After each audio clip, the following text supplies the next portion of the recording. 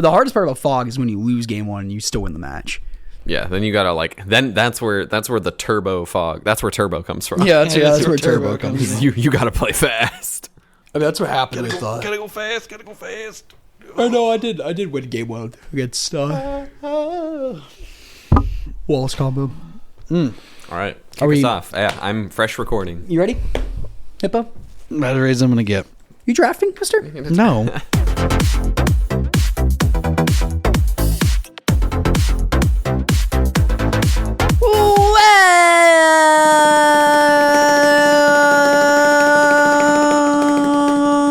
Come back, everybody. To the Common Ground Podcast. Your favorite podcast. We talk about your favorite format, Pauper. This is episode 112. I am your co-host, Cameron Schindler, joined as always by the Thomas Tech Guy Gun.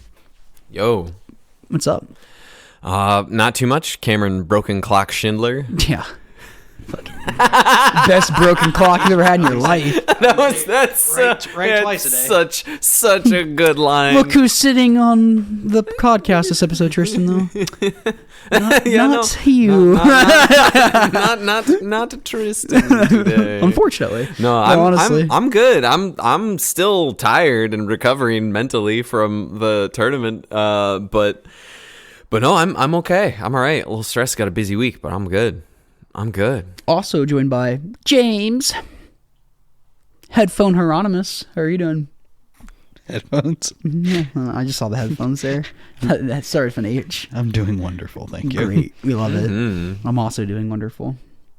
Ready, well rested after a very, very long Saturday. Yeah. We shout out to y'all. If those not know, we had the third biannual yes Common Ground Cup of the year, so twice a year tournament, biannual. My vamping's coming through. I had some good vamping this weekend. Yeah, you did. Common Ground 3 Cup. Common Ground. God damn! Now I kicked it off. CGCup 3. Yes, that was Saturday. We had a blast. Y'all capped at 80. So 80 players. Thank Capacity. you. Thank you to everybody who came and played. Big thank you to everybody who stopped by the stream, said hi, watched some coverage. It was so much fun commentating, watching everybody play, meeting a bunch of people. I think I was a lot better this time at meeting people than I was last time. But we switched the setup a little bit too this time, where Thomas, you were doing the backseat stuff. With Kyle, Director Kyle. Big shout out to him as well. Huge shout out to Director Kyle. So Director Kyle just knocked it out of the water. Holy crap. Besides the stream just randomly shutting off 5 times, and that was kind of an easy fix. We just had and it was just during a single round. It just happened a few times in the span of 45 minutes, and then it didn't happen again. So kind of a small hiccup, but it fixed itself eventually, and it was out of our control. So I think this was the behind the scenes, it was the most well run. This is the smoothest it has been by a lot. And I would agree. Part of that was with Thomas. You were able to do that. You did all the winner interviews as well. So when rotating through casters, previously, we would just have to watch the game that was happening because we would be doing the winner's interview. It actually felt like we had a break. At least it did from me, Hippo, and Tristan's perspective. I still hope that the workload wasn't extra on you, Thomas. No, I agree. It felt like the smoothest cup yet. I think it was a great call to bring someone else in to cover my spot in commentary so I could focus on some other stuff. And it was a great call because I not only had time to just kind of chill, meet people, not a ton of chill time, but you know what I mean? Just rest a little in between rounds or during rounds, not in between rounds. In between rounds, I was very busy, but during rounds, I actually got to vibe a little, check out the room, talk with people, meet people, met a bunch of people that came in from out of town and it was really, really cool. I want to give a special shout out to Luke from the Greensboro, North Carolina League. I got to meet Luke. He came down to play the cup. So definitely, if you're in the North Carolina region, definitely give the Piedmont Pauper League, give them your attention. They're going to send someone down to us for the Summer Cup. Well, so it was nice to meet Luke. Because he talked to me and didn't tell me who it was. So it's I talked to him a little bit, and then someone afterwards oh, that was Luke. I'm like, cool. I want to put names to the faces I know in Discord. So I'm damn it. I just talked very, very briefly with them. So yeah, but no, it was definitely the call because I definitely had it. I felt a lot more tapped into the vibe of the tournament, and also was able to at every point I had just pick up my headphones, listen to the stream. I had my audio set up, like my soundboard, with controlling all of the mics from right next to me at the winner's interview station, which was just on the other side of the curtain from where the booth was, which I think cool. I liked it. It was cool. I had to kind of like guess a little. I didn't think of like putting a cue light around for me. I kind of had to guess when to mute you guys and turn my mic on and when to start talking based on the transition, but I think we got it pretty well. I think so. Yeah, Kyle was good at switching, and you guys could see what the transition looked like on your end, and you know, I didn't hear you guys be at any time be like, wait, not yet. So like, and you can kind of get like a little bit of you're hearing us be all right, and now throw it to the winner interview with exactly blah, blah, yeah, blah, like blah. I can hear Kyle hitting the switch of the very theater kid jerry rigged That was funny. that I made. Yeah, I would say that felt the audio. Hearing the audio of him flipping the switch helped more than the actual light. Yeah, I didn't even pay attention to the light. I could hear I didn't even see. I just heard click. It's just a click. Yeah, the light didn't. Because it was just a power strip. It was just the button on a power strip. The switch. That was our cue light for that. It was kind of funny. But like the light was, you had the like filters or whatever on it. I had three translucent blue Tupperware containers taped together to form kind of a lighting gel frame over the crappy like Dollar General lamp that's just been chilling in the closet. It reminds me of. Oh, never mind. You're homeschooled, but Hippo might know this. Where do you remember having the flashlights in school in like first grade kindergarten? They would turn off the lights, and you had like the different color like wrapping you put on the flashlights and like the rubber band, the wrapping, the color. Okay, maybe this is just me. No, I remember that. Oh, and okay. How does he know this? Well, because it's also just literally what I do for work. Oh, okay. Fair. Make lights do color things. Yeah, like we would just like put little colored wrappings over flashlights and at school and turn off the lights. Didn't do that. In the biz, we call those gels. Oh, okay. I didn't know that. When I kind of picked that up when you said that there, but very interesting. We have information about tournament too. Ooh, also shout out, got to meet Kyle's or him slot in Discord and Luna. So that was really cool. Yeah. It's nice meeting them. I didn't realize who Kyle was until like I think top AM. It clicked. I'm like, wait, is that like, the same person on there? So it takes a minute for me to click. Like, please don't be shy. Come say hi to me. I want to meet everybody. Yeah. I feel like there were definitely some people that like I like kind of missed or like didn't get names either. So for those of you who I did or just didn't recognize because I don't know who you are in person, like sorry, but also kind of running around like crazy a little too. So yeah, same thing goes for me. I might not be the most like outwardly personable human being. Yeah, I tend to. I was a little hermit. I am a little hermit. Just my social anxieties, if you will. So don't be afraid to come talk to me. Though I promise I'll be okay. I felt that way about I think number 2 because number 1 was still pretty small. Number 2 we had 60 something, and I got like a little bit like.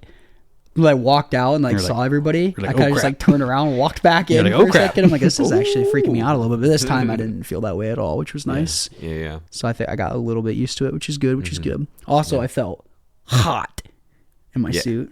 So same. Yeah. The suits were to play. I think I might get another suit for next one. Maybe I can like switch out colors or something. Maybe do like a dark maroon. It'd be really cool. Oh yeah, I want the summer one. I am going to dress lighter. I know that for sure. Yes, because it's the summer cup. Good point. Or maybe I'll do like some cute suspender outfit. I don't know yet. I like wearing a suit though. It's fun. I don't get to wear suits that often, so feels good to look good. Yeah, it feels good to look good. Dress for the job you want, not the one you have. That's right. We dressed for the one we had. yeah. But what did the room look like? Do we have room numbers? I Table can. numbers? I can. We have a metagame breakdown. Yeah, we can walk through the metagame. We can talk about our top 8. I will have deck lists up. They may even be in process or up by the time you hear this, but based on how busy the next few days are for me between now, Monday, and when you hear this Thursday, I cannot guarantee that I'll have the deck list up, but I'm hoping to have at least the top 16 deck lists posted to either like MTG Decks or Goldfish, or if nothing else, at least to Moxfield in some sort of just a folder on my Moxfield account, which is kind of how I've done the ones previously, and I might just stick with that just because it's easy, and I know that it'll be up right away because part of the thing with like submitting to Goldfish is is like, yes, people will see it, and if they accept it, it'll be in the metrics, but something takes a little while to If we get use that Spice uploaded. Rack next time, just get auto Yes. put to that. That'd be Yes. so nice because Yes. I'm like, man, why is this not on like MTG decks or whatever? Because Right. it's a 2. I see like little like 18-person stuff on MTG Yeah. like decks, and Yeah, so we it'd can. Yeah, I see all sorts of stuff. Like I use MTG Top 8 when I look for lists. A lot of lists too. That's I'll see about submitting to MTG decks. We'll see if I can submit it for real. But either way, using Spice Rack next time I think will be better for a lot of reasons. What was our metagame breakdown, James? all right. Shocker to no one, the number 1 deck in the room was the Red Madness deck. Oh, I have to put an asterisk here. The total of this count actually comes out to 82. I don't know where my count went wrong, but it was somewhere in one of the decks.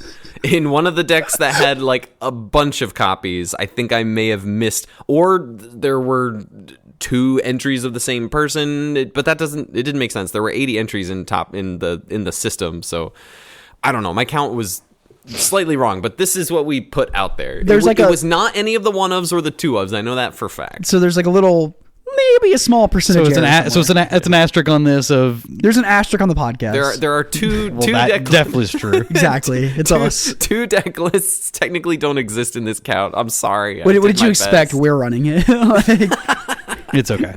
We get a pretty good overview anyways, regardless if the 1 or 2 numbers are off. But looks like we had 9 copies of Red Madness, which is not a surprise.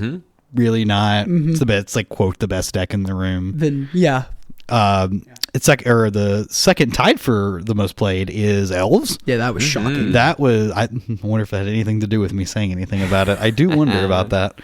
I do think it was a good choice. In number 3, we had Blue Terror with 6 copies. We had Red Rally with 5 copies. Blue Fae with 5 copies. 3 of those made top 8. That's insane. Yeah, that is an insane conversion rate. Those who play the deck are very good at it. Yeah, that makes sense. The people who, like you said, tend to play that deck a lot. Yep. 4 copies of Spy. 4 copies of Blue Black Terror. 3 copies of Red Black Madness. 3 copies of Black Green. I assume that's just Gardens. I assume. Yes. 3 copies of like Red Green Monsters. 3 copies of Blue Red Terror, 2 copies of Black Sacrifice, 2 copies of Black White Blade, 2 copies of Coggates, 2 copies of White Weenie, 2 copies of Esper Affinity, 2 copies of Grixis Affinity. Notably, that's the only card clan found in the deck in the room. There was those two Grixis players. 0 copies of John Wildfire. That's insane. Crazy. 2 copies of Hexproof or Boggles or Bogles, however you want to say it. And then the rest of these are all 1 copy apiece. We have Ultratron, Blue Red Fae, Red Green Tokens, which is the deck that Derek brought, which is super cool. Shout out Derek Glenn. Yeah, Derek's great. Black Green Fog, Flickertron, Boros Synth, Blue White Familiars, Blue Black Fae, Mono White Heroic, Tireless Tribe combo, Actual Factual Walls combo, Pinger Burn, Petal Burn, and then the Persistent Petitioners mill deck. So that's Blue Hair Mage's That is title. what- Playing that one. And they almost made top 16. So Almost made top 16 with that. And the Tireless Tribe combo deck was like 3-0, 3-1, Yeah, 4, the start of something. it. Like Yep. a really started And, really hot. man, that person's deck was beautiful. They're part of the Bama crew. They're cool people. Yeah. And I talked to them and stuff. They're trying to convince me to get them on the feature match round 1. Like, oh, get it while you can or whatever. Because the deck's gorgeous. Like a lot of like old school foils. And I was talking to Tristan about it, and he's like, yeah, I guess the only problem with that though is if they either win or lose pretty hard. Like really fast. It could be pretty hard for coverage to have that like entertaining, but who knows? Maybe every once in a while you get like a really intricate grindy game. So sorry I didn't get you on for that.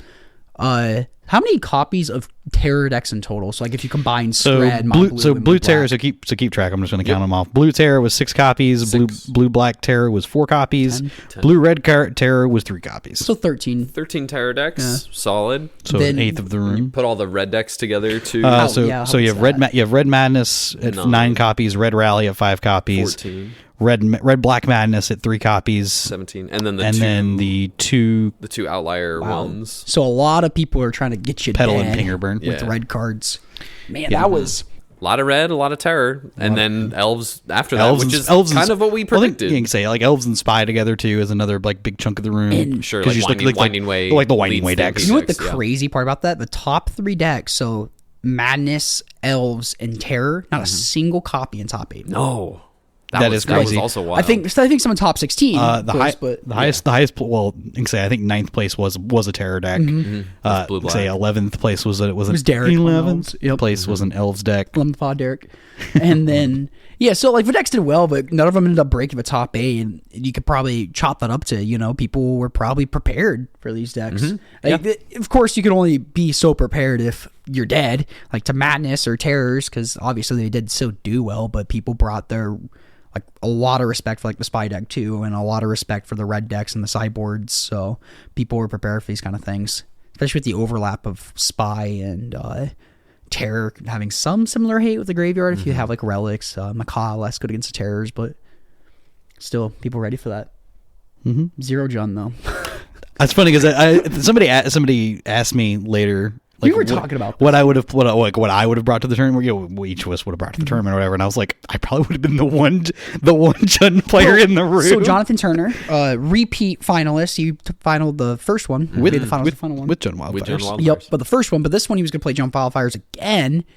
But he was talking about how he got no sleep last night, so they just audibled to Red Green Monsters and still made the finals, which is awesome. Yeah, not a deck you just wholly expect to see in the finals. I'll be honest. So shout out, but to it's them. sweet that you do get to see I know it does this in Pauper again too. Like the deck is so slept on, and then you'll just randomly see a copy in top 8, and you're like, yeah, that deck does just kind of just murder people. Yeah, the game plan, we're in a pretty good spot in the meta where just get them dead is a good game plan because how proactive everything is. You don't have a lot of time. Yeah, the mid-rangey game plan looking less and less good as the time goes on. Unless you're Karkland Shamaning, of course. Then, but you have to have some sort of catch-up mechanic like that, I think, or some factor of your deck in the mid-range deck to be some able way to 6 for 1 you. Yeah, something. Whether it's Crypt Rats or Karkland Shaman to wipe the board, breath weapon. Yeah, breath weapon, or you're just really leaning into sacking, even sacking your Ichor Wellspring to draw 3 cards off of any of these black draw 2s. Even chaining a bunch of that is still very good. It could just be hard to tap out for an Ichor on turn 2 on the draw. Yes, against something like Mono Red or it's just a little. Yeah, it's just a little slow, and it's not really committing. It's not dealing with the boards that these red, blue, and green decks are all kind of putting in front of you, and the white decks too. Because White Weenie could hang. We had White Weenie finish in top 4, and that's our friend Sam. That was their first constructed event. He played in RC. This is his second constructed event. Yeah, second constructed event ever. First Pauper event ever. Makes top 4 with White Weenie. Yeah, he's just 3 reps of the deck prior. Yeah. Also, absolute crusher. So even after the tournament, listening to him talk about Magic is insane. Yeah, watching his thought process just play out is crazy insane to me. He thinks about the game in ways that we do not. Yeah, in a way better way than we do.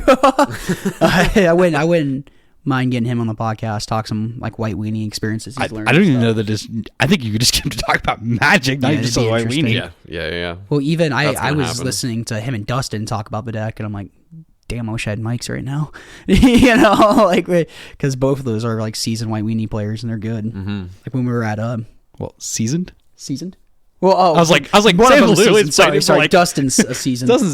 Sam's seasoned now. He's got some seasoning on him now. He's got some cheese. He's got paprika. He's got 8 rounds under it. Salt and pepper. He's got 8 rounds of the deck under his garlic powder. Yeah. Lots of garlic powder. You got it always. Lots of garlic powder. What are you doing if you're not putting lots of garlic powder in your cooking? Agreed. But Hippo, we were talking, and I don't know if this was on the pre-show episode, or I think we might have just been talking to ourselves, and just I expect to see more Jund. We don't play. There's not a lot of Jund around us, but there's people from Kentucky coming. There's people from St. Louis, and so it's maybe maybe we'll see a little bit more Jund. Just literal factual zero. No, just 0 copies of it entirely. Wow. It's so crazy for a deck. Walker would be so angry.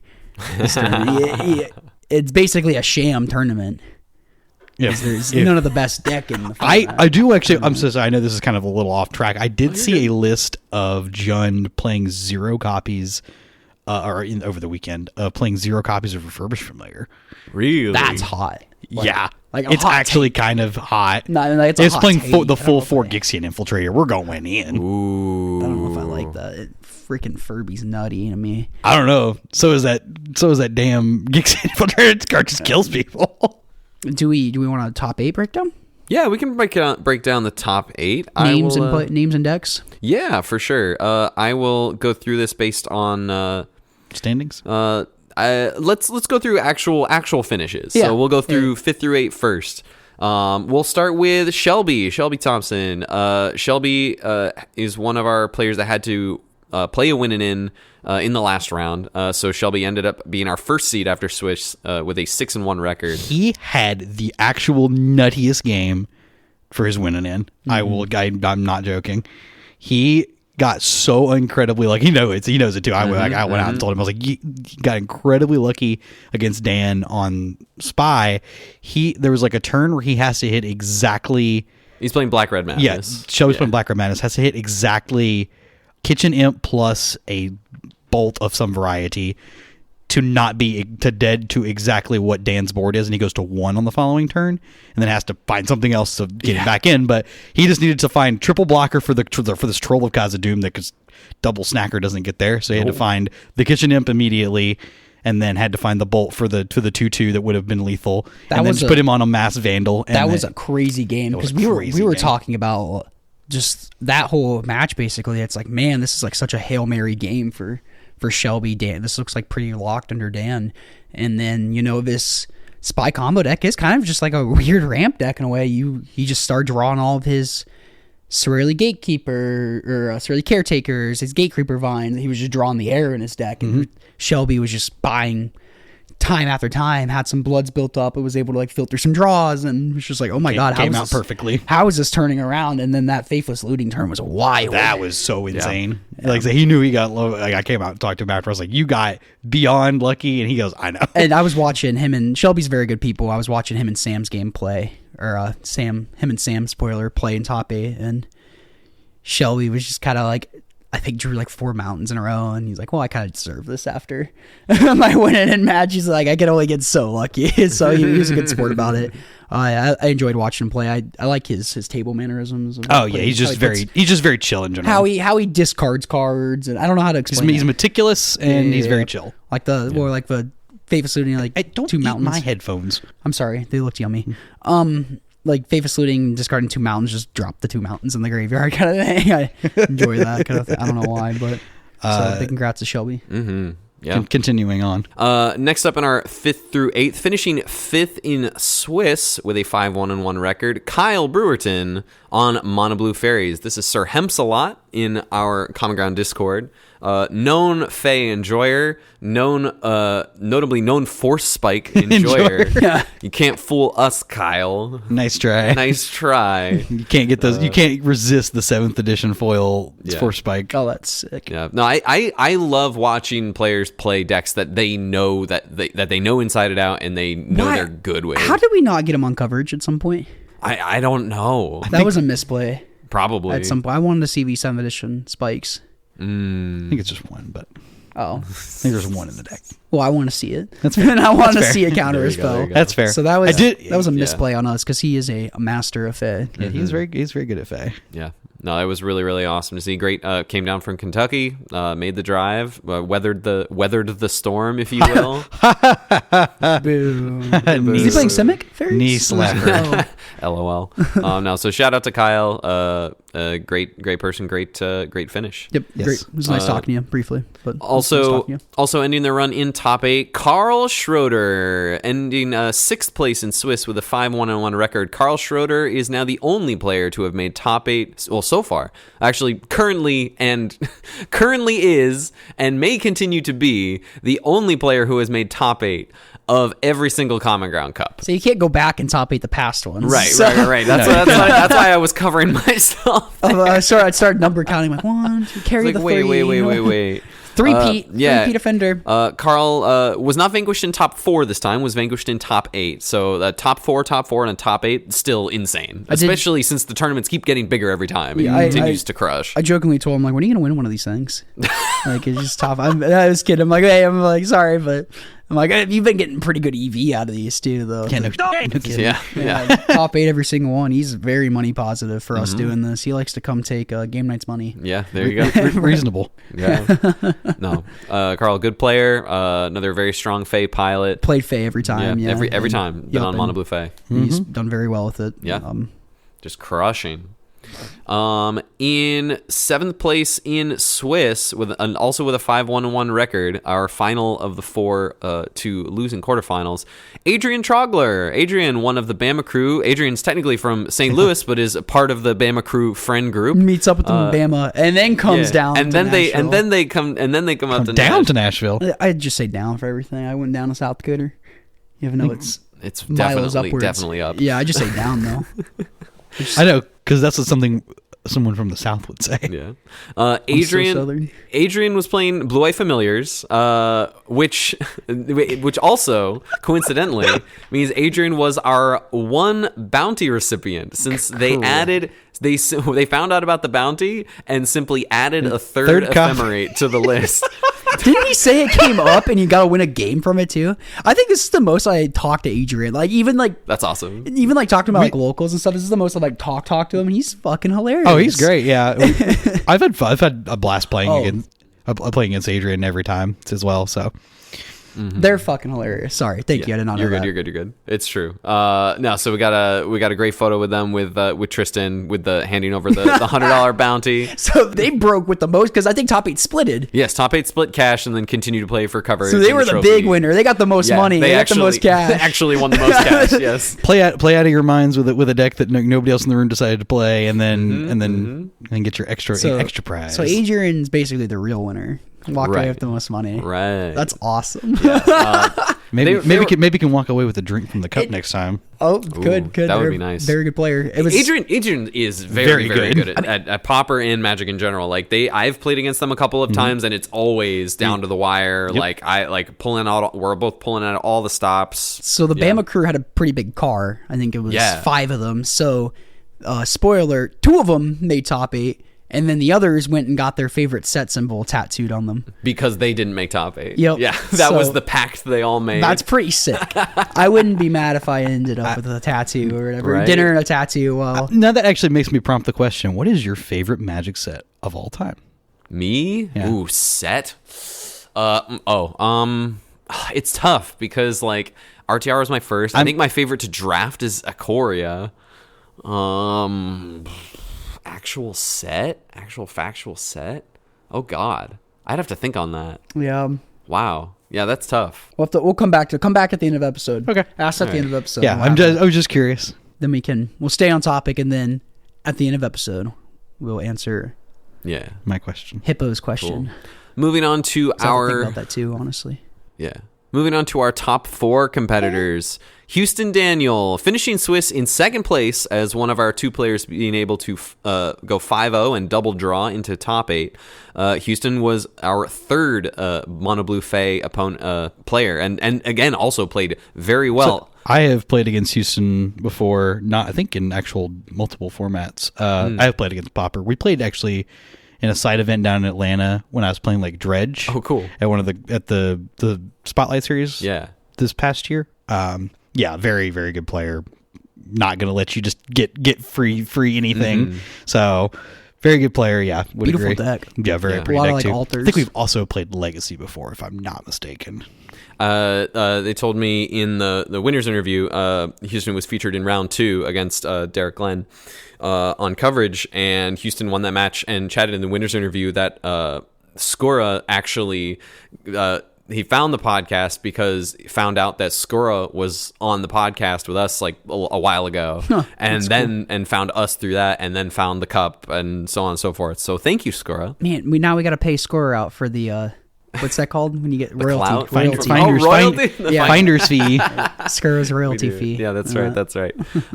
Also wearing a very sick Umbreon sweatshirt, a little Umbreon embroidery sweatshirt. It was very sick. It was a shiny Umbreon too, right? Yeah. Oh, shout out to the person. I didn't get their name, but they were wearing a front bottoms t-shirt. I would talk to them more, but I couldn't find them. They were playing a match, so I didn't want to be like, hey, let's talk about music. But I just walked back. Oh, hey, sick shirt. And that's a terrible band for those in the know. They're terrible. but I love them. Yeah.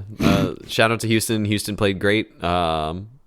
Would not be surprised to see Houston in another one of these top 8s. Agreed. Good player. No, not at all. Not at all. Our other top 4 finisher, finishing 8th in Swiss. It was a clean cut, 5-1-1 record.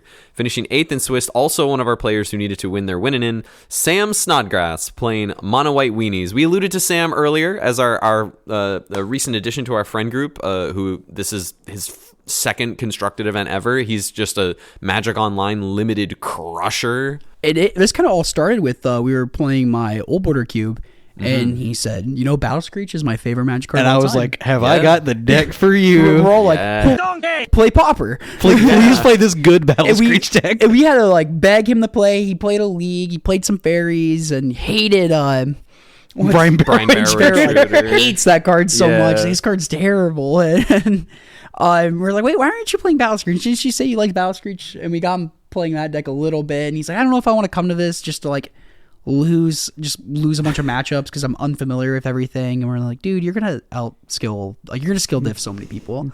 And we took the time to because he was not the only person who was new to the format.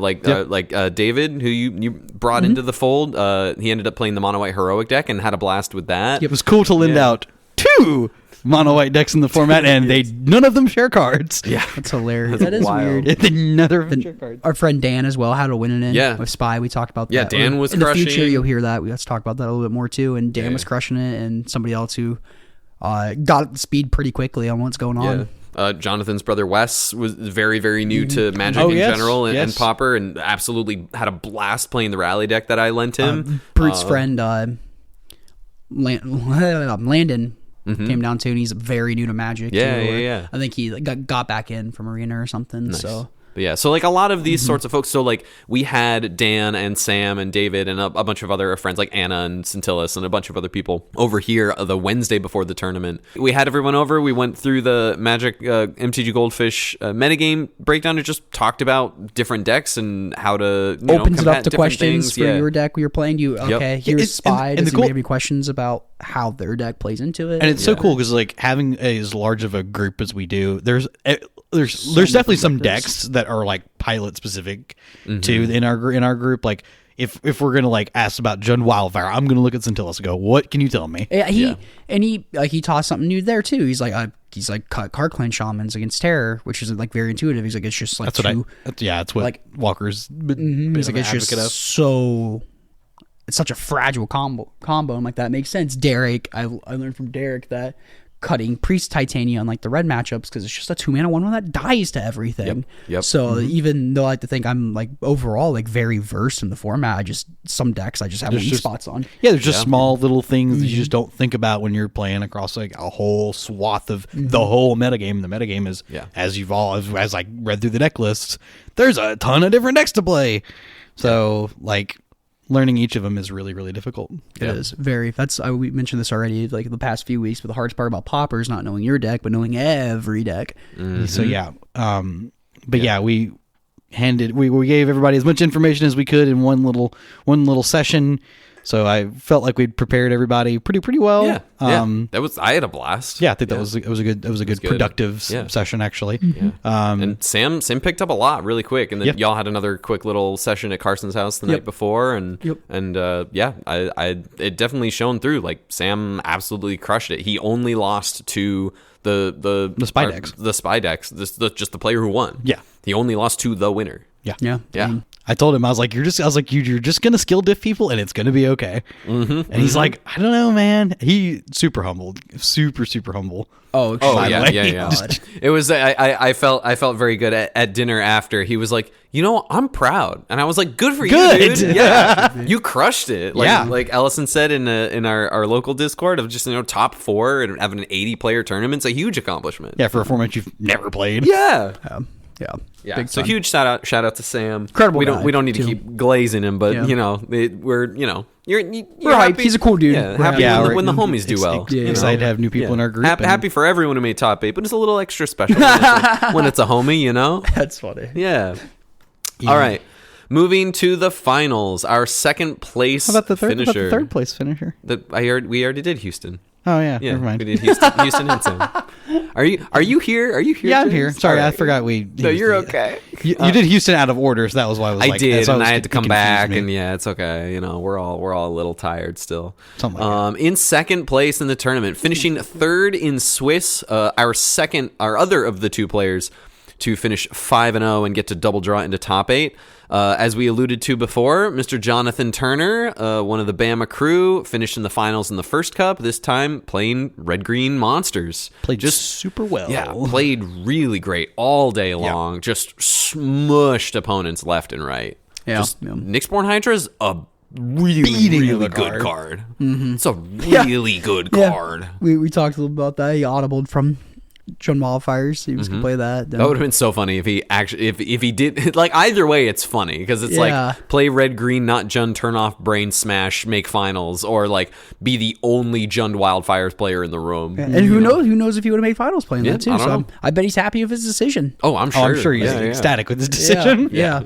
Also a great person. Yes. Yeah, he's a delight. I think I'm getting dinner with them and Will on Friday. So Oh, nice. Yep. Yeah. That'd be good. I don't know if he knows that yet, but but Will knows. Yeah, Will knows. They'll hear it on the pod. Yeah. Hey, Jonathan, we're getting dinner Friday for free. Tomorrow. I was like, I don't know if you know this or not, but we are. Tomorrow? Yeah. I'm like, it's Monday. No, but when they... Never mind.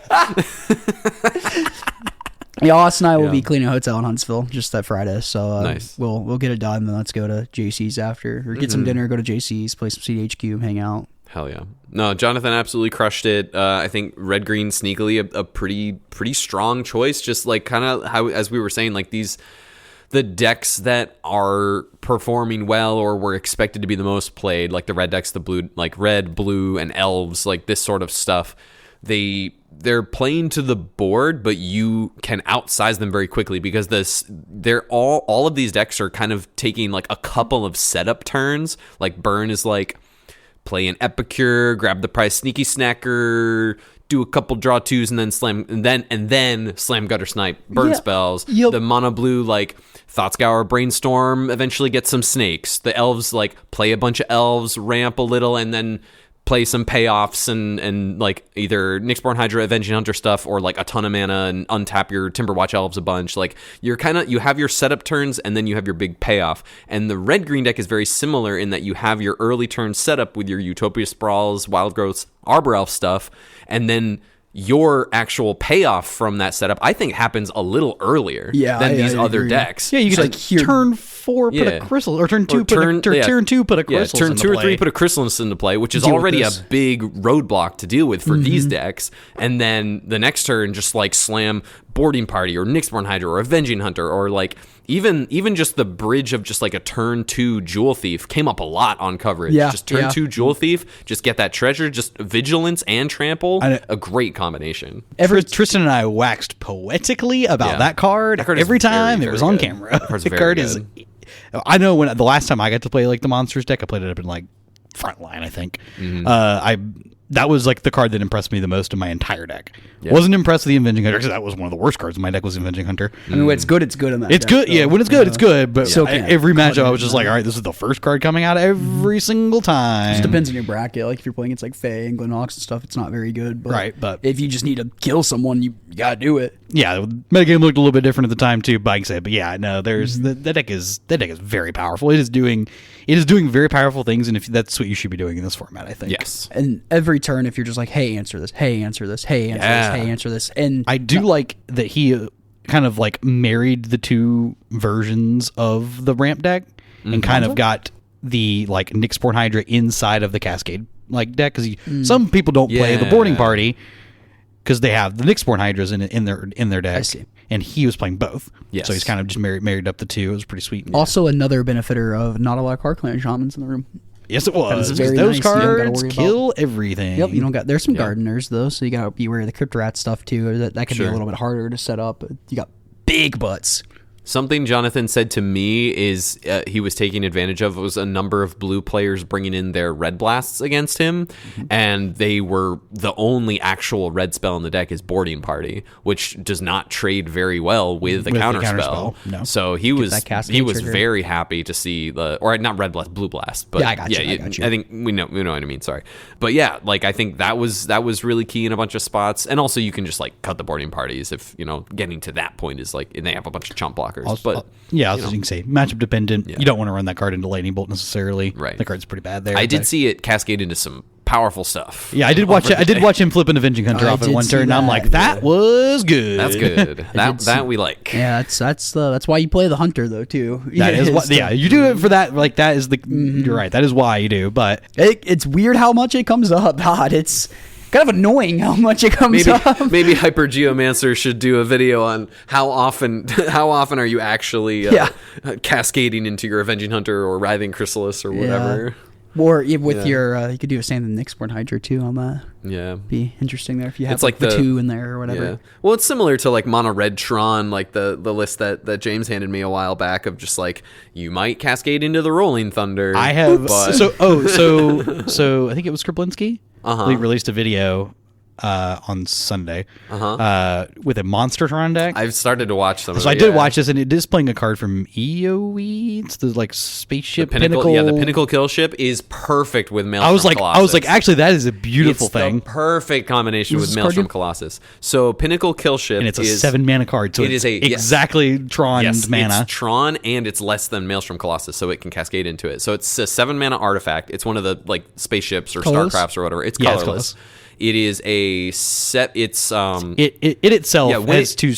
You have to crew it, space station. Yeah, you have to station 7+. So like you have to get up to 7 station counters to like make it a creature. But if it is a creature, it's a 7/7 flyer. But when it enters, it deals 10 damage to a creature. Oh, okay, there we go. So it just like kills anything. Yeah, I'm like, you're starting to lose me. I'm like, okay, that makes sense. But the great thing is when you cascade into it off of your Maelstrom Colossus, you just can immediately tap your Maelstrom Colossus because it's a 7/7 and station it to turn it on as a 7/7 flyer immediately. That's pretty cool. Which is very cool. It can't attack right away, but it's still very sweet. Yeah, but then you get to attack with 2 7/7s and one of them flies on the next turn. That's really cool. Yeah, very, very cool. Mm-hmm.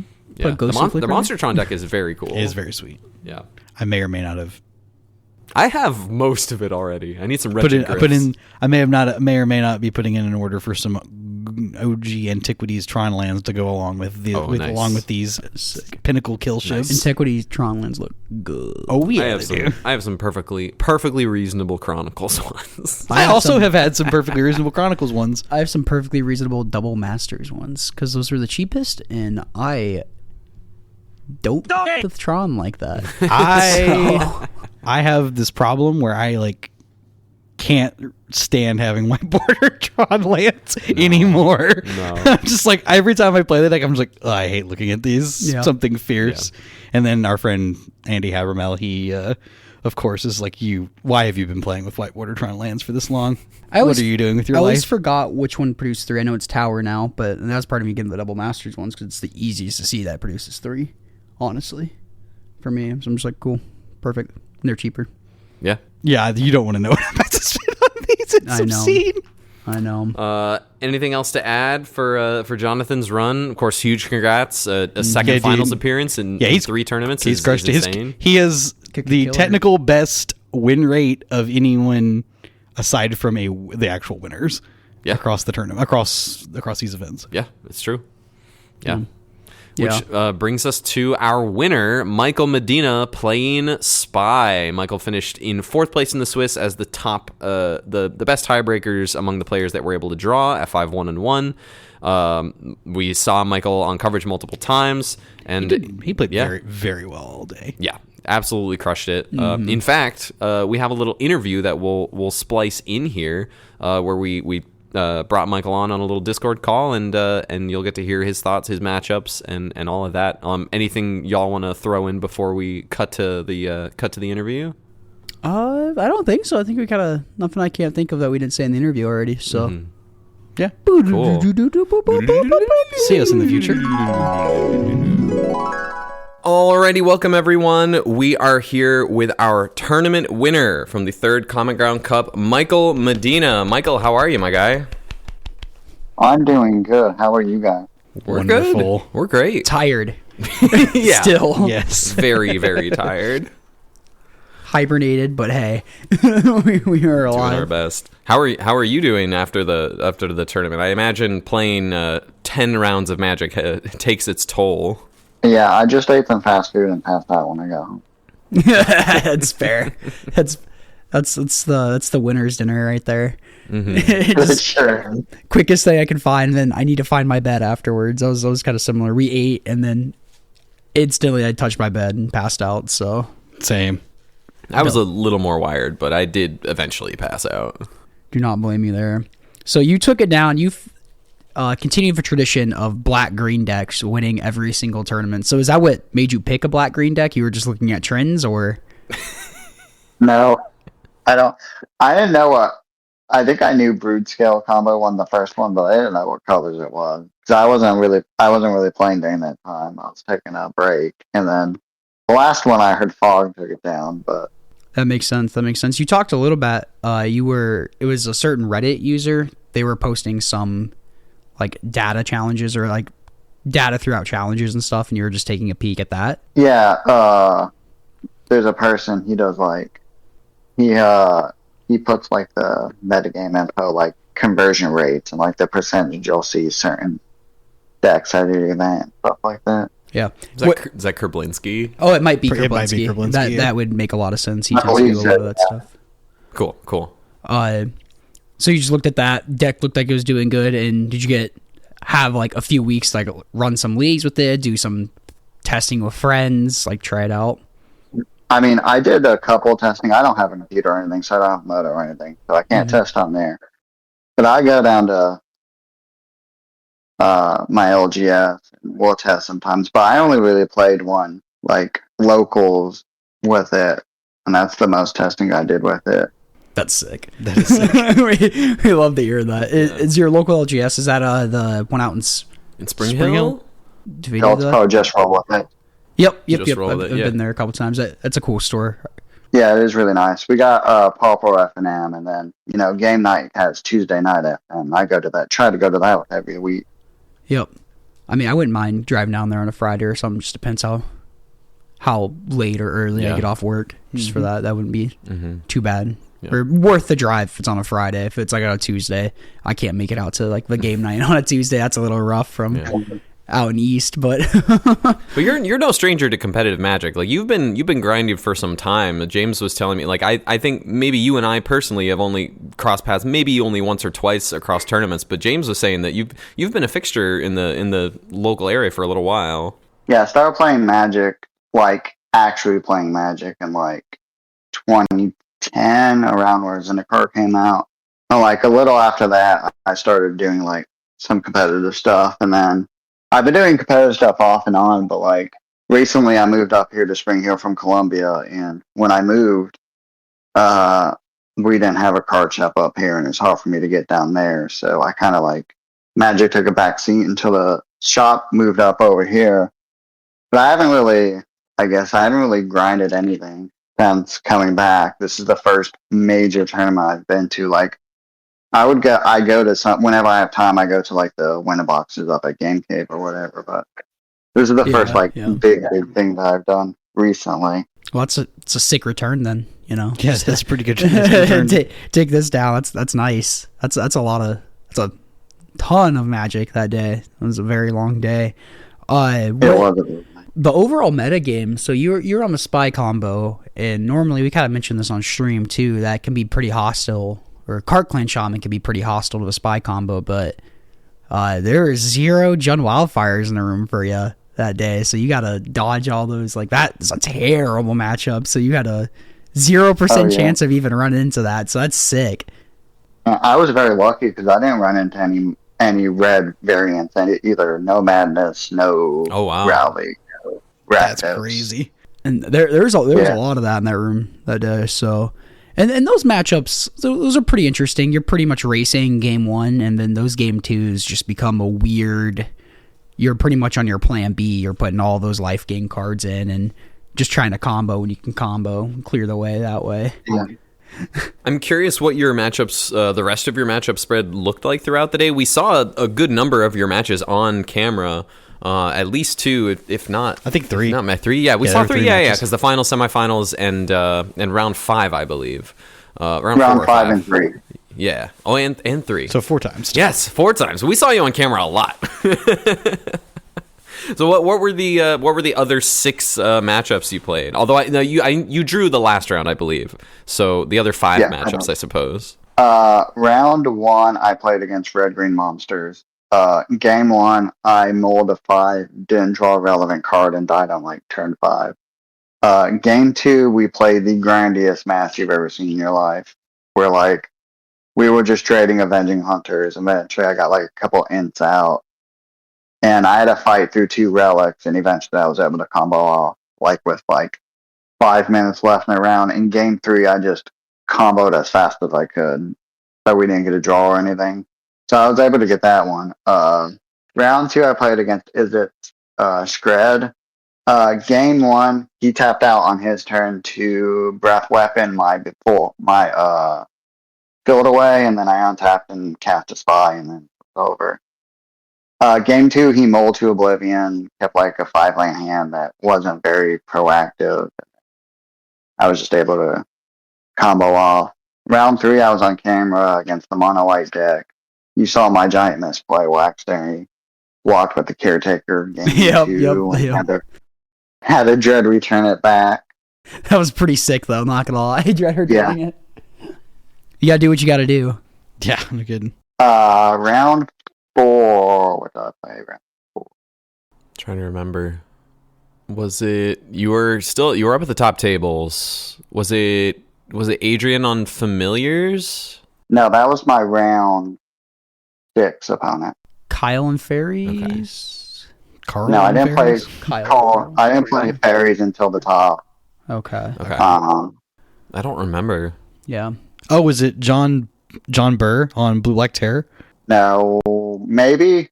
Actually, I think he said the only 2 people he lost to were both of the finalists. Then I guess it was Terror. Good memory. Yeah, Blue Black Terror with the Sneaky Snacker package. Oh yes, it was Terror. Yeah. I don't even remember how that match went. I know in game 1 he cast like a turn 2 snacker, and like he's beating me down with it for a couple of turns until I could like combo off, but that's all I can remember from that match. I mean, that's the power of your deck too. Is just It seems like Blue Black Terror could have a good matchup against you because you can get the clocks and the snackers, and you only really have the Generous Sense to block with, and so you can get one of those. But if they can keep you off your Overgrowth battlements, they have the removal and the clock to get you. But sometimes you're just too fast still. Oh, I remember a part of game 2. I had to teach him about Snuff Out because he tried to snuff out one of my Mesmeric Fiends, and I told him that does not work. Oh, work. No. Judge? Yeah, nah, I'd just be like, oh, nope, black. It'd be like that sometimes. It do be like that. Yeah. Round 5 was my only loss. It was pretty bad because, like, I mulled to 5 both games, and I really didn't draw anything relevant. And, like, both games he was able to put a giant Hydra on just some random creature and just trample over me. Oh, okay. So this was Jonathan on. Yes, this was round 5 on coverage. Yeah, I sat and I was watching this round, and it was it was interesting. Jonathan said to me going into the round, he just didn't want to pair into Spy, and because we were gonna put Jonathan on coverage like a round earlier, but his opponent declined to go on coverage, and so we ended up being like, all right, well, if you win, then we'll put you on coverage. Jonathan made the finals of the first cup. Like, let's, there's a narrative there. That's cool. And then ended up getting paired into you. And I was like, oh, Jonathan did not want to play against Spy. And then ended up flipping the script, but mostly due to the perfect combination of you drew poorly / mulligan, and he managed to have a huge Hydra creature both games. Yeah, like I know even in the booth we said that we're like, oh, this is just like a slam dunk for the spy matchup, and then we're just like, nope, apparently not. Yeah. And then next round I played against familiars, and game one was like nothing. I just like got my land and was able to combo off. Game two was pretty interesting because I cast an early Avenging Hunter, and he was so afraid of the combo, he just let the Avenging Hunter resolve. And then, like, I started beating him down with it. And eventually, he just had to snap it back to my hand. And so then he tapped low. He had two of the. I don't know what was going through his head. I want to ask him if I ever see him again what was going through his head. But he had snap, two cost reducers, two Oriomancers, and a Melbourne Mystic. And all I had in my hand was Spy and Avenging Hunter. And I knew he had to have a counterspell in his hand because he just drew 3 cards with Loin revealed. And so I just cast the Avenging Hunter as bait, and I'm like, if he counters this, then I just cast the Spy and win. And he countered the Avenging Hunter, and I don't know why. Because like he just makes a bird army next turn if he really wants to, and like just stops the Avenging Hunter in his track. And then he just takes the initiative away from me with the birds. So I don't know what he was thinking, what was in his head. But like after he countered the Avenging Hunter, I just slammed the Spy and was able to combo off. That is interesting. I wonder if he just was guessing you just didn't have it there, just calling it there, and like maybe I can just keep it off the table and win the game. But I think the one there's like a small misconception about familiars is that it doesn't actually get to run counterspell for free because it has to play like the prohibit. It has to play like prohibit, negate, essence scatter, things like that will actually get cost reduced instead of actually playing. It plays like 2 of them too. Yeah, like it doesn't play a lot of counterspells. Like it really doesn't. So there's a good shot he just actually didn't have a counterspell there. Well, he said he countered the Avenging. Oh, he did have. Yeah, he did have the counter the Avenging Hunter there. So, yes, he countered the Avenging Hunter on the way back down. Okay. But yeah, maybe you just didn't. You said you had 3 cards in hand. Maybe you just didn't think you had the Spy there. You were just low on it. So, yeah. Well, it's a long day of tournament playing, so it could be. Every once in a while you could make the wrong call after playing 9 rounds of Magic or whatever. How long it was with top 8. Yeah. And then you get to draw round 7. Next round was the draw. Yeah. And then you get paired into fairies, and I wasn't able to catch much of this match, and I think it was the first quarterfinal match that was complete. No, whoever played against Adrian was the first match. Oh, okay, never mind. That was super quick. Okay, but it was still like I didn't catch much of it, and I walk me through your thoughts, Michael, on the Fae matchup because I feel like Spy has it's in classic creature combo fashion. You can kind of play around them wanting to hold up counterspells for the combo by just playing idiots and starting to just attack, especially things like Generous End that just block everything in that deck. Kind of walk us through your thoughts going into the Fae matchup, because there were 3 Fairies players in top 8, and all 3 were quite good with the deck. They've been playing well all day. Carl has top 8'd all 3 of these so far. So kind of walk me through what you were thinking going into it, and then how it went in the actual games. Carl told me this matchup is like 50-50. It leans more towards he knows their deck better, and I think the guy I played against has played Fairies before, so. Oh, it was Kyle. I was a little worried. Kyle from Kentucky. He definitely knows his stuff. Yep. Yeah. So I was a little scared, but like once we got into the deep into the game, because like once his ninjas connect once, they will literally never connect again, as long as I have like my walls out. Yeah. So if they're connecting, you're losing anyway. Again, yeah. So always he attacked me with like 1/1 idiots in the air. So like it gives me just enough time to start like casting haymakers like Generous Ends and like the wirelings and stuff like that. So we were at a stalemate for many turns where he couldn't attack because I'll just block it. I'll just eat his creature with Ents and wirelings, and I couldn't attack because he would just chump them. So it got to the point where I just cast a giant and like he didn't have a counterspell and he didn't have enough fairies for spell stutter, and it domed him 7 in the face. And then like 2 or 3 turns later, I just cast another giant, and that was game 1. Yeah, that makes sense. That the hard casting the Lot of Giant there does seem pretty nice in that matchup because they only have the 4 counter spells, and then the Spellstar sprites are very unlikely to hit the giant. Yeah. And then game 2, I know I was at 1 life because I think he said in the Discord that I won the game at 1 life on both games. I believe I was able to combo off on the last turn. He's like, he had to tap down. Oh no, I cast a spy. He countered it. I had 2 spies in hand. I was very lucky. I had 2 spies in hand. I cast a spy. He countered it. He attacked me down to 1. Then the next turn I cast the other spy, and he didn't have counter spell for it. Nice. I mean, wow.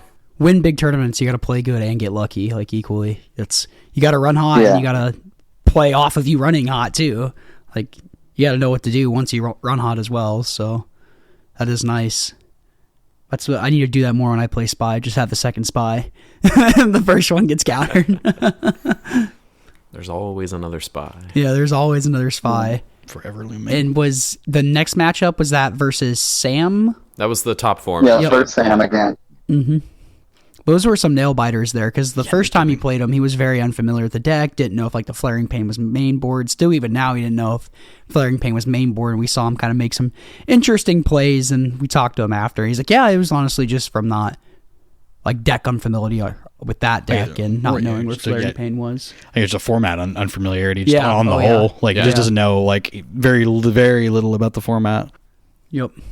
But I can't remember if that was the one, I think, to win game 3 that you got the land cycler out of your deck, and then you're able to get the last land and then spy your deck, and then you had the Flaring Pain in your hand too, which was nice. So, like, I think in that game 3, he only had like 4 creatures because he had the unicorn, 2 core sky fishers, and a dude on the ground. And one of his many inspectors. So if I didn't draw the land grant, I was just gonna go for one of the 2 spies in my hand. Because like if I get a small spy, I maybe can trick him into using the prismatic strands because I know he's done it before. Because if I get a medium spy, then I can just bring back like an int or something to block his flies. So then I'll have 2 flying blockers plus some ground blockers, and I can cast the other spy the next turn. Or if I get a big enough spy, because I only had 1 landed left in the deck, so good chances that it's, hopefully somewhere at the bottom of the deck. Yeah, you could just hit hot on that. I can just hit, like, enough creatures to kill him that turn. So, if I didn't get the land grant that turn, I think I still maybe get the game, depending on where that land was in my deck. Yeah, that is true. Yeah. Been backup plan hitting, like, Generous in there buys you a lot of time too, buys you an extra turn if you have the other spy too. Then I like that. Yeah, that makes a lot of sense. And then game one, I tried to do that same thing, and I was very unlucky to hit like. Yeah, that was a very unlucky spy. Yeah, it was that was crazy. That game lasted so long. I was like, oh, they're going to game 3, and Thomas is like, nope, that was game 1. I was like, holy crap, that game was so long. That's funny. Yeah, it's weird how long this deck can last for. Oh, it grinds. It's a combo deck that can easily play the late game if it wants to. I hope that is it something that you could see getting banned in the future? It's actually funny. I was joking with my friends that I'm playing this deck so I can get spy banned in this format. Nice. Funny. I enjoy the deck so much. I hope it doesn't get banned. I've been having so much fun playing it. But I get the 1-2 punch is hard to deal with. Like, you feel like you're really pinned against a wall when you need to respect the combo, but then they're just beating the crap out of you of creatures. But again, you play against a Card Clan Shaman deck and it feels pretty hopeless, or Gardens, and that could be really rough too. I was like, both of those seem really bad because they have like the graveyard removal that just sits on the table like forever, and they can use it at will, and then they also have a ton of removal spells for like your battlements and stuff like that. Yeah, or the commander of the deck, as Cameron coined on coverage. That is your commander. Yeah. It felt like Gutter Snipe for Mono Red, where a lot of the Mono Red decks, they play Gutter Snipe, untap, win. You play Battlement, untap, and have infinite mana at your disposal. God forbid a second Battlement, which we've seen in some of the coverage games where he had 3 of them tapping. And it's like, yeah, he can just do whatever he wants now. Like, it's no longer a resource game. It's just, we're playing Yu-Gi-Oh! You're just going to put cards on the table for free. And you guys were right. Like, nobody killed my Battlements all day. Like, they just sat there and was able to, like, I was able to like get millions and millions of mana because they just, by the time they realized what was actually happening, it was too late. That's what I said to Sam. I said to Sam in game 3 after that your match with him, and I was like, I think he was supposed, because he was sitting there on a double charm, and I was like, I think you were supposed to kill the turn 2 battlement, or the turn 3 battlement. I think he was on the play for game 3 or whatever, and I was like, yeah, I think you were supposed to kill the turn 2 battlement so that you were not able to like lead the stampede into like 2 different things on the same turn. I was like, yeah, that was where things started to go really poorly. And then that put you in the finals. Who were you playing in the finals? That was Mr. Jonathan Turner. Another rematch. Rematch. This time going much more in your favor. It was pretty clean, honestly. Yeah, that's how I expect that matchup to go. That was same. Where you just kind of like they just kind of flounder, like try to cast some big idiots, don't have any interaction or have very limited interaction that you're able to deal with their maybe one copy of a Mass Vandal or a copy of a Mesmeric Fiend, and just kind of push through your combo. Yeah, it went much more smoothly this time in the finals. I'm very lucky. I have to thank Jonathan for getting rid of all the Fae and all the other 2 plays. So I didn't have to face them. I can't remember if this was the matchup where I'm like, I can't remember what exactly happened, but I'm like, okay, Michael's doing something. I'm like, I want to do this to save us some time so we can go get some dinner. And I can't remember what game action it was that you did, but you did something. Oh, it was a land the land grant, the double land grant shortcut. Oh, that's what you shortcut a land grant. I'm like, I swear to God, if he makes us watch him shuffle, put the deck down, the cut, and then do it again, I'm gonna be mad. I'm hungry. So I think that was probably your smartest play all day, really. Cameron was just angry. No. Well, awesome, dude. Any other notes from the finals? Any other final thoughts on the deck?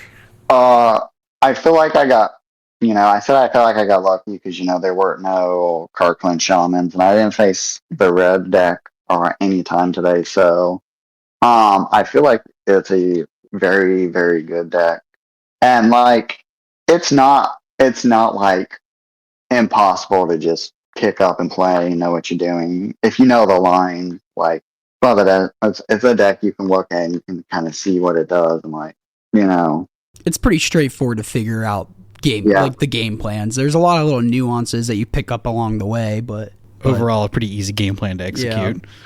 Once you know what's happening. But there's some tricky stuff. Like I really thought the dread returning your own caretaker, that was a smart play there.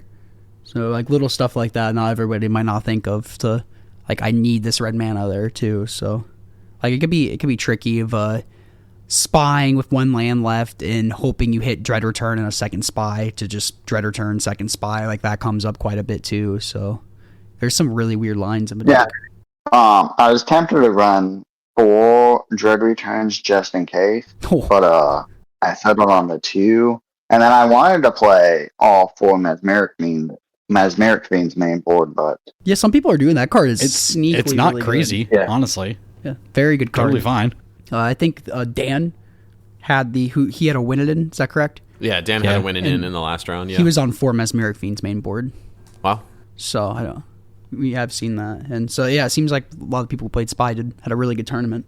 Yeah, deck's really good. Similar to you, he didn't play a ton of that deck beforehand.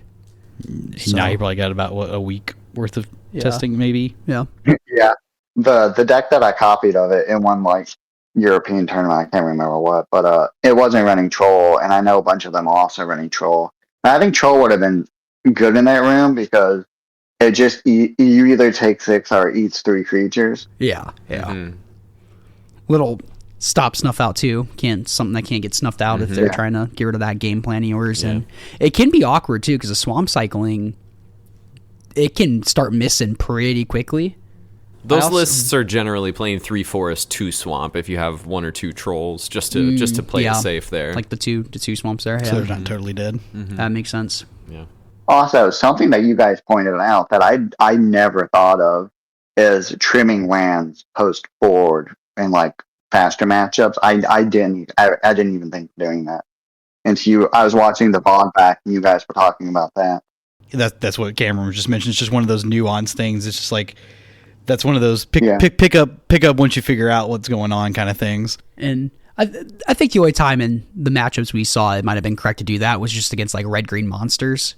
Yeah. Where they don't have a ton of hate, and your plan B might not quite be as good as enough for them. They might be able to outscale the other with like a Hydra or something, and you just really want to combo them off eventually. But like against like the weenies, where you're like white weenies, you're very happy just getting 2 generous ents and letting this game go on forever. It makes sense to keep all your lands like versus red if you just want to play all these life gain creatures. So maybe FAMs. I'm not quite sure. I haven't played that matchup on either side. So well, they say the FAMs deck at least has the opportunity to gain an quote infinite life too. So there's that. Oh, that puts the game kind of out of reach. So that might be one you want to just get one of those lands out of there. Yeah. Don't do what I did. I did this in one of our leagues. I trimmed the swamp for some reason because for in my head I'm just like, well, I don't really cast any black spells. I don't need it. And then I drew a Battleship Spy, and I'm like, I had Elves of Deep Shadow out, but I'm like, game 3, I won that game, and then game 3, I'm like, I immediately put a forest back in, or the swamp back in, and cut a forest, and I think all 3 games against my opponent, I had a different land configuration, and at the end of the match, he's like, what's going on over there? I'm like, I don't know. It was the first time I played the deck. I'm not quite sure. I was cooking. Well, awesome. Michael, thank you so much for taking the time to chat with us. Huge congrats again. Yeah. Really well earned. You played great. We're gonna dismiss the blocking with the caretaker. You got it back. You found the line. You redeemed the moment. It was a good moment for coverage. No, you played great. Very worthy recipient of the trophy. It gave us a lot of good nail biters on coverage. Yes, too, it did. So it was very sweet. Yeah. Gave us a lot of good coverage moments. So we appreciate that. Yeah. Will we see you for the Summer Cup? Well, you guys said that the person who wins never shows up for the next one, so I cannot show up. So you're required not to show up. Is that what it is now? You could break the trend. It's on the trophy. If you look at the trophy, it says in fine print. Yeah. not cannot go to the next one. Barred from the next one. Yeah. you can be a new trendsetter. We hope to see you at the Summer Cup. We do. I would just play a black-green deck, though. I'll have to play some of black-green. I'll play Gardens this time. Yeah. That's up next. Like, Gardens or the Cat Food Tron deck. Something's got to win that's black-green. I don't know. It's 100% likely. We've discussed statistics already. we called in our math experts until us agreed with me. Oh, Lord. Awesome sauce. Any final shout-outs? Anyone you want to thank on the pod? Anyone you want to shout out before we sign off here? Shout out to my LGF. Just roll with it. If you're ever in Spring Hill, Friday night we got Pauper. They got Riftbound on Monday. Riftbound and Gundam on Monday. And board games. People show up board games on Mondays too. It's a 6 store. Tuesday they got Casual Commander. No entry fee. Just come in, sit down, play with people. Wednesdays they try to get One Piece, but it's iffy. But there are people coming there playing Commander on Wednesday too. Thursdays they're closed. Fridays we got Pauper. Saturday they got Pokemon in the morning, and they do something in the afternoon that I can't remember. And Sundays they do chess tournaments, and then they got 40K. Yeah, and I got 40K and other stuff like that. They got those 40K tables in the back to play too. And I will shout out, they got a nice collection of bulk. I like to sift through. Like I went in there for the first time for Lorwyn pre-release, and I had a blast just sifting through bulk. It was fun. I was going through like the red box, and I found like 20 something docs had extortion. But like you price them out like on the TCG player. But it's funny they're just sitting in a box, like not in the case. Or I guess there's not much of demand for those anymore. Yeah, no. But Turns out that card is not usable anywhere. Yeah, not anymore. It was pretty funny though to see them. I'm like, oh, that's funny. But I found a lot of good. I went through their box and I found 2 snuff outs and 2 fairy macaws. Oh, nice. Those are good pickups. Yeah, I found a bunch of cube stuff there, so I appreciated that from them. But I'll also shout out Carl on your behalf of you forgetting your deck. If you want to tell that story real quick. So I try to play. I got like a giant. I just invest in like all the Pauper cards. I have most of the Pauper deck right now, so I try to play something new every week. 1, to keep people on their toes, and 2, just to try stuff out. Sounds like me. So I was playing White Weenie for FNM because that was I was between Weenie and Spy for the 2K. So I was playing Weenie for F&M, and I bought brand new sleeves because I think everyone does this. They buy new sleeves whenever they go to a big tournament. So I was using the sleeves from the Spy because they were new sleeves I was unsleeving Spy, and I put them in the in the box that the sleeves came in. And I guess I just left on the table when I left, but. And when I got home, I was looking through my bag and I couldn't find my stuff, and I needed a text call because I know he also has all the stuff, and I know he's played Spy before. And I'm like, hey, I forgot my stuff at the shop. Can you put Spy together real quick? And he's like, yeah. That's hilarious. So shout out Carl for there. Big thank you there. 3P offender Carl. Your top eights. Yeah. But thank you so much for joining us again. Congrats on winning the tournament, and your matches were a blast to cover. Played really well. Yeah, they were super Thank fun. you. Yeah, awesome. Thank you so much, man. We'll talk to you soon. Hopefully see you at the Summer Cup. Hopefully to see you at Pauper F&M sometime too. Yeah. Wow, Michael, thank you so much. That was great. We really appreciate you having. Thanks for the time that you spent with us. Yeah, and that was sorry great. that it was a little chaotic. We forgot a cable, so that was our bad. I forgot one power cable to. We're in this together. Yes, comrade. Yeah. That's right. Yeah. No, huge congrats to Michael. You absolutely crushed it. Played really well. Even for someone who maybe has not played the deck super, super long, played it really intuitively and you knew what you were about. You knew what your opponents were up to. Just like you said, Cameron, of just like, it's a lot of Pauper. I mean, you could argue this is about attacking any competitive format. Like, you got to know all of your matchups, but I feel like there's such a wider breadth of decks that could win a tournament in Pauper compared to maybe like standard. Maybe modern's a different beast. We don't talk about that. Right. But in Modern, it's more about you have to know how to play against certain cards. Yeah. And then the kind of decks all coalesce around similar packages of cards. Yeah. Whereas Pauper is like a bunch of different like decks, like full-on archetypes. Yeah. And some of which I was thinking about this, and I didn't get to ask Michael about this, but I'm wondering if you guys, and especially James, if you have any thoughts on this. Are there any other decks similar to this current iteration of Spy in like Magic history? Because we've traditionally Balustrade Spy has been part of like oops all spells decks in the past, like in Legacy, in Pioneer before it got banned. Do you just mean like an actual factual ramp, like a ramp mid-range plan? like a deck that has this combo plan but only has like 4 or 5 lands in the deck, and you try to get the lands out that way. Well, no, Belcher doesn't. Belcher is like the oops where it doesn't have any lands. Gotcha, I see what you're saying. Well, actually, there is a Belcher deck that does have 1 land. Oh, sure. If you want to go vintage. Yes. Belcher does have 1 land in vintage and is one of the most powerful lands ever printed in Tolarian Academy. That's a good one. An extended deck, Belcher played a mountain forever ago. Because if it hits the mountain, it deals double damage. Yes, right. So it doesn't matter if you hit the mountain or not, I guess, at that point. Well, depends where it's at. Well, I guess it depends where it's at. 2. Double 1 is only 2. But I'm having trouble trying to think. Like, I think this deck is pretty unique. Like with this low land count? Is that what you're talking about? Like, of like what it's trying to do. Of just Elves like, is pretty similar. Elves has in a done weird this way. before. Sure. Like, I guess so. It's just without your combo is Quirion Ranger Timberwatch Elves? Yeah, you just like Legacy Elves looks kind of close to this. We're just trying to resolve a natural order for Crater of Behemoth and win the game. Okay. Because you can also just play the fair game plan Yeah. of like Elvish Visionary, pick it up with a Wirewood Symbiote, replay Elvish Visionary, dirtle around, make a bunch of mana, do some cool stuff. Heritage Druid. Like you get to make it. Yeah, I think that's a pretty close. That's Glimpse is your winding way, lead the Stampede. So yeah, I think the Elves is a pretty close approximation. All right, gotcha. Okay, that makes sense. Even Pauper, just doing the Timberwatch Elves or on previous versions that used to play whenever you play an elf, make a 1/1. Oh, there's a lot of Hunt Master. Yeah. Or the one that grows big, which is you just don't have the name is Vanguard? Yeah, Elvish Vanguard. Those are your combos and quote like Quirion Ranger and freaking which Priest. Okay.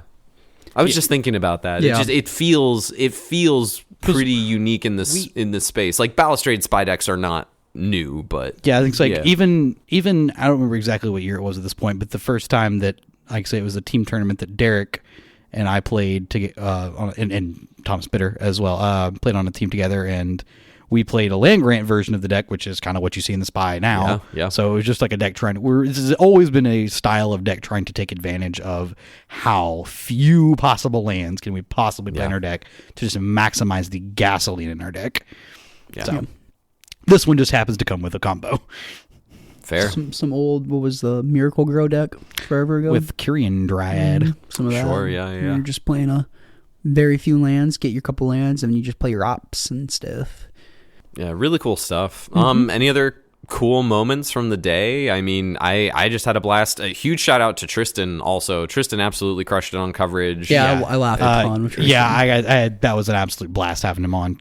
Hopefully he wants to come back and do it again because I'd love to have him back. Yeah, that would be amazing. I mean, he might want to play next time. Not gonna lie, he might. But I'd love to get him in the booth again. I think he said that was one of, if not the most fun times of Magic just Magic in general he's ever experienced. He was waxing poetic like a lot of the car ride home. Yeah, he can't play. We need the Pickle Pals. So, but no, he was a huge blast to have in the booth. That was great. Huge shout out to Game Night for allowing us to host our tournament there. Shout out to Director Kyle. Thank you, Game Night. Thank you, Steven. Thank you, Kyle. Absolutely crushed it. All the employees that were wonderful to all of our tournament patrons today. Trace, Nick, everyone there was super, super great, super awesome. Everyone, it was great. It was just a great time. And our 2 judges. Oh, yes. Thank you to Austin. Austin, our head judge, and then Steve Wise, our 4 judge. Steve is so freaking nice. Steve is very nice. Yeah.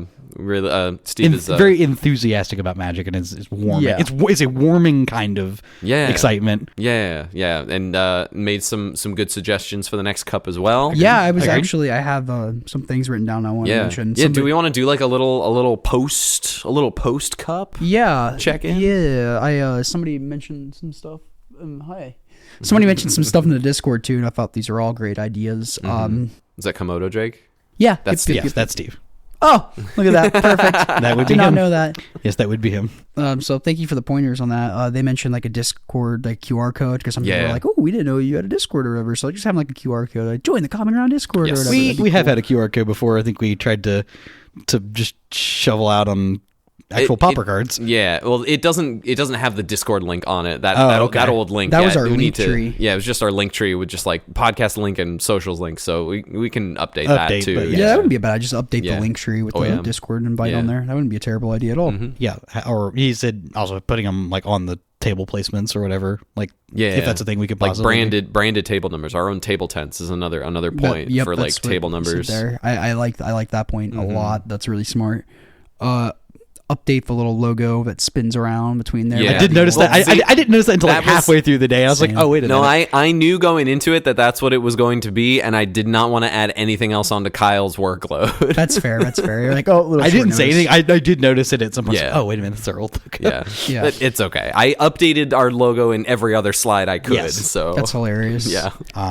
Pronouns would be really nice too for players. Would be a good one in the future. I think that's another thing. If we're switching over to Spice Rack, I think it'll be easier for players to put that in as information as well. It came up through Top Deck as well, but definitely something that would be good for us to also be more visible about. It came up once or twice, but I think So at some point, sooner than later, honestly, we got to start talking to Game Night about, hey, what should we do for the next one? I know. Like, I want to do more than 80 people. I would love to have more than 80 people. Yes. I think it's highly possible we could get more than 80 people. Mm-hmm. If we get a capped 80 player tournament in January, the week after the worst ice storm Nashville has ever experienced, then imagine how many. It was not the worst one we've ever experienced. No, ice storm. Oh, sure. Ice storm, the snowstorm of '94 or whatever. That's what I was referring to. A different thing. The snow was nothing. Yeah, there was. That was ice in '94. By the way. Oh, okay. That was an actual factual ice storm. Oh, okay. All right. So that was the worst one. Okay. In our living memory, the worst one. Like a supposedly once in a generation storm that's becoming more and more less in generation. Anyway, but I get what you're saying. Yes, but yeah, Hippo had to actually you. Yes, it's okay. It's okay. Turns out I've been here a while. Yeah, that's true. What year were you born? 96. I've heard about this from my.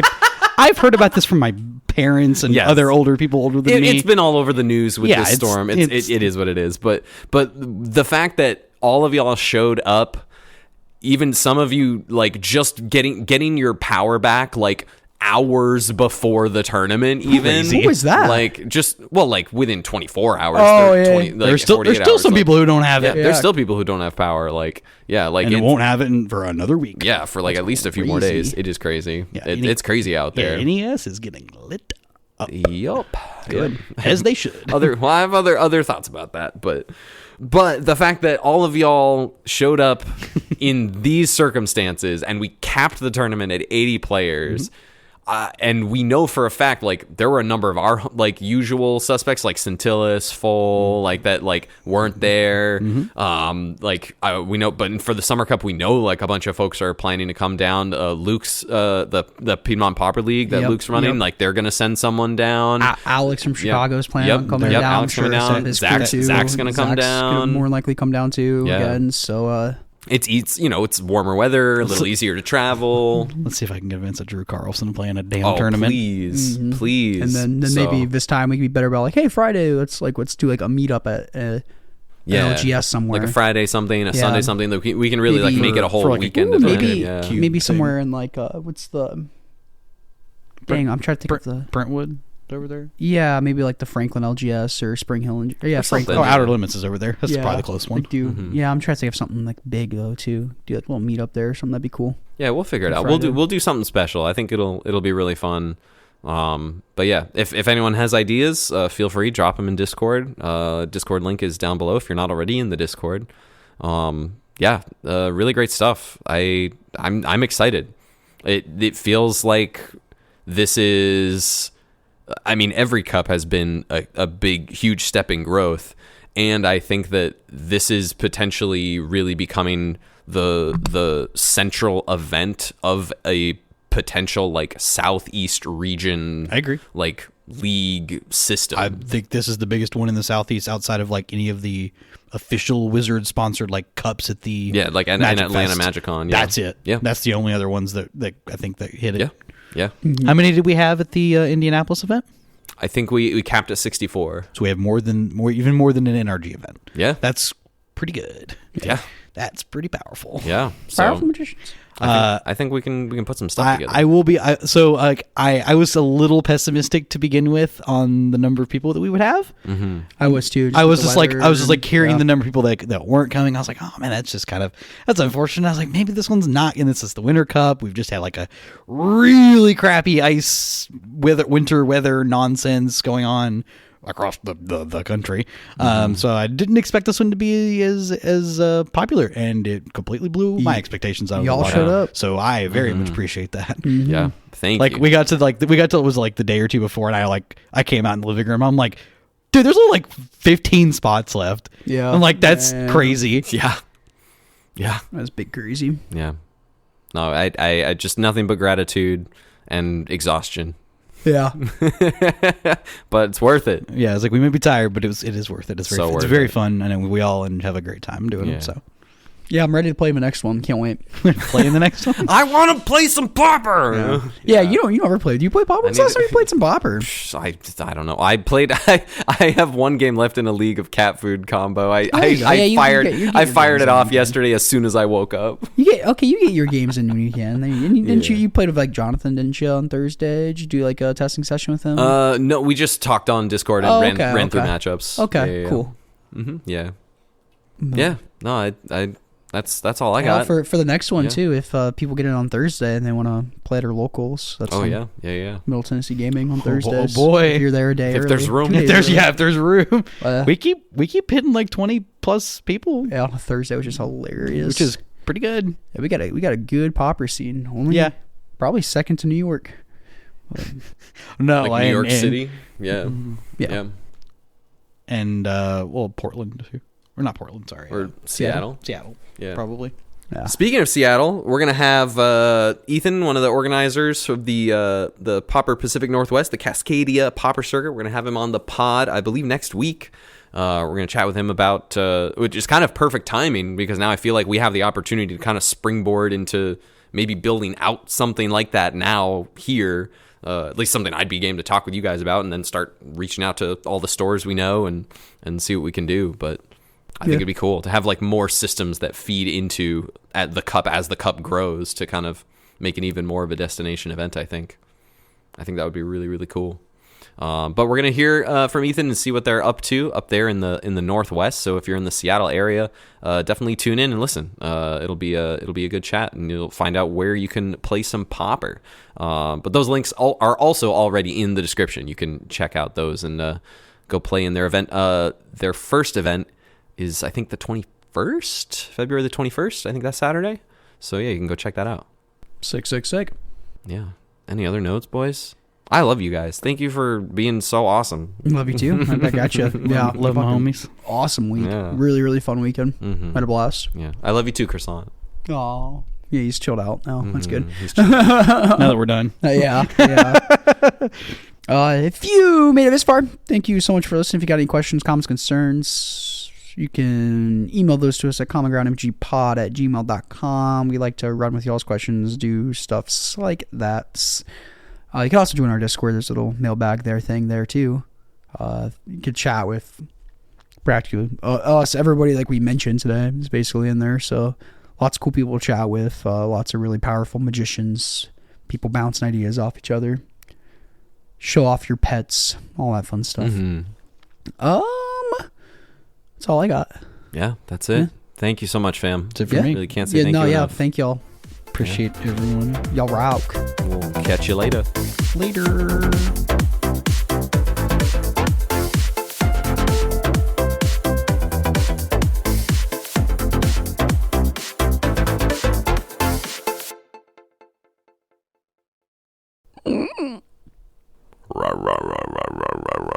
Guilds of Ravnica.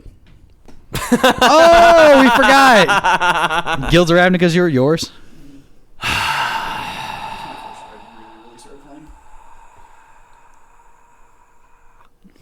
I'm just trying to remember what all the sets even are. I'm gonna go with the I'm gonna go with the very basic answer for mine. I'm gonna say RTR. RTR. Literally hits. looking at any of the any card from that block, it does hit. Evokes such a huge feeling for me. Yeah. Like it almost doesn't even matter the card. Yeah. Any card from that block. The basic baby boomer answer. Not like you're not boomer as in like. I mean, you're not Mike Flores, Patrick Chapin boomer. No, but like. Well, if that's the case, actually, if that's the case, I think you might have to give that to like Zendikar. If the baby boomer, if that's the case, I think it might be Zendikar or Innistrad. A lot of people say, "Oh, that's." Or Innistrad too. That's where a lot of people came back too. I was gonna say. Yeah, a lot of people came back during Innistrad. You ask like an old head when they came back, you hear RTR Innistrad. Yeah, because they were insanely well designed really, sets. really good Those sets. are two of the best sets of all time. Theros. Oh, well, yeah. My bad. Yeah, I'm gonna go with my basic answer of RTR because I think that set's absolutely incredible. Cons. It does a ton for me as a Magic player. And what was after Cons? Origins into like. You said what was what? What was after Cons block? What was after Cons? BFC.